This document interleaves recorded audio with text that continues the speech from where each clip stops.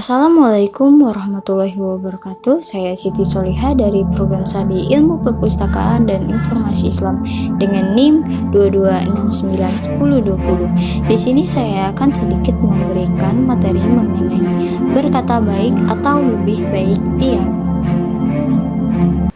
Allah Subhanahu wa Ta'ala senantiasa menyerukan agar kita menjadi hamba-hamba yang berbahagia di dunia dan di akhirat dengan cara menaati, patuh, dan mengikuti dengan ikhlas petunjuk dan aturan agama Islam, yaitu rahmat bagi kita sekalian.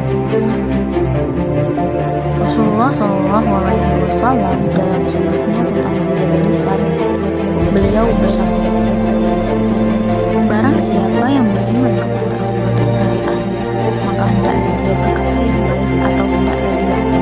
Hadis riwayat Al-Bukhari dan Muslim dari sahabat Abu Hurairah. Rasulullah SAW menunjukkan betapa pentingnya kedudukan lisan. Dengan lisan, seorang hamba bisa mencapai derajat yang tinggi, bahkan mendapat karunia yang amat agung di sisi Allah. Namun sebaliknya, dengan lisan pula seorang hamba jatuh tersungkur ke dalam jurang kehinaan yang sedalam-dalamnya. Rasulullah SAW bersabda, "Sesungguhnya seseorang mengucapkan kalimat dari keridhaan Allah yang tidak diperhatikannya, namun Allah mengangkatnya disebabkan kalimat itu beberapa derajat. Dan sesungguhnya seorang hamba mengucapkan kalimat dari kemurkaan Allah yang tidak diperhatikannya, sehingga Allah melemparkannya disebabkan kalimat itu." Hadis riwayat Itulah kekuatan lisan dalam menentukan kedudukan dan keselamatan seorang hamba. Kemudian marilah kita renungkan bagaimana agar kita secara pribadi sekaligus secara majemuk masyarakat mampu mempergunakan kekuatan lisan kita untuk mencapai kedudukan yang tinggi, derajat yang terhormat, bahkan pangkat yang paling mulia, bukan hanya di kalangan manusia atau segenap makhluk, akan tetapi kemuliaan di sisi Allah juga.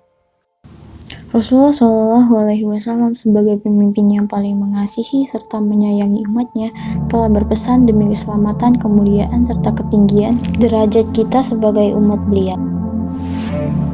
Dalam sabdanya beliau menerangkan, "Sesungguhnya seseorang dari kalian berkata dengan perkataan yang diridhoi Allah. Dia tidak menyangka bahwa kalimat itu bisa sampai pada apa yang dicapai oleh kalimat itu. Kemudian Allah mencatat baginya, disebabkan kalimat itu pada keridhoannya sampai hari dia bertemu dengannya." Hadis riwayat Ahmad, At-Tirmidzi, An-Nasa'i, Ibnu Hibban dari sahabat Bilal bin Haris. Rasulullah SAW menunjukkan bahwa kalimat yang diridhoi oleh Allah biasanya dapat menyelamatkan dan menjadikan kita bahagia bahkan mencapai derajat yang setinggi-tingginya di sisi Allah adalah zikir kepada Allah. Rasulullah SAW bersabda, "Maukah aku tunjukkan kepada kalian tentang sebaik-baik amal kalian yang paling bersih di sisi Maharaja kalian, amalan yang paling tinggi yang mengangkat derajat kalian, dan lebih baik bagi kalian bertemu musuh kalian, kemudian kalian memenggal leher mereka atau mereka memenggal leher kalian?"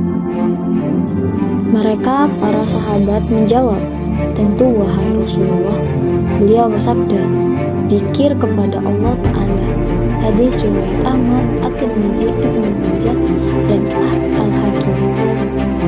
Maka sekarang tergantung kita, apakah kita sebagai umat, sebagai bangsa, sebagai generasi ingin tetap mempertahankan kedudukan yang mulia dan tertinggi itu, atau malah kita tidak mau peduli dan tidak mau sadar bahwa kita sedang terjun ke dalam jurang kehinaan dan kehancuran umat dan bangsa.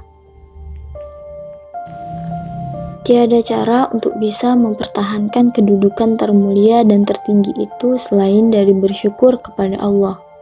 Senantiasa mensyukuri nikmat kesehatan lisan dengan berupaya menggunakannya untuk mengucapkan kalimat yang diridhoi Allah semata. Menggunakan lisan untuk menyeru kepada Allah.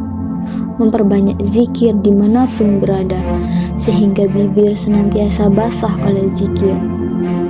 Demikian materi yang dapat disampaikan. Semoga apa yang disampaikan bisa berguna bagi kita semua dan dapat diterapkan dalam kehidupan sehari-hari. Wassalamualaikum warahmatullahi wabarakatuh.